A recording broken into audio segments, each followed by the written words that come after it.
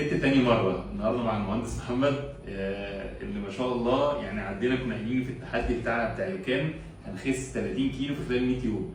احنا النهارده كده قفلنا 3 شهور، يعني لسه فاضل لنا 10 ايام في التحدي وكسرنا الرقم تاني. انا بتحدي وكده.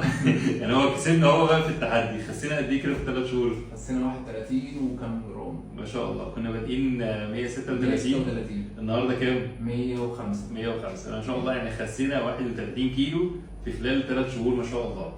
الحمد لله. طيب احنا بقى الريفيو بتاعنا وانطباعنا كده الفتره دي كده عن صحتنا وعن النتيجه اللي احنا وصلنا لها.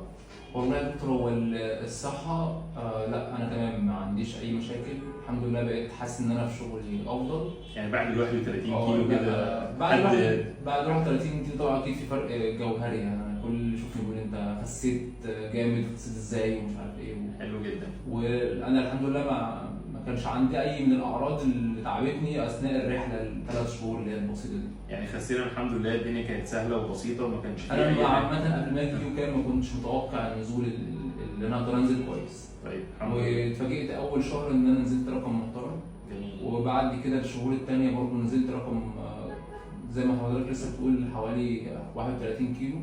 فده فرق بالنسبه لي. انت اتحددنا. اتحددت وكده. فدي حاجه جميله جدا. ولسه فاضل لنا شويه كمان. لسه فاضل لنا حاجه بسيطه. فاضل لنا كمان شويه كده عشان نفنش كده باذن الله. اكيد فلسه مكملين.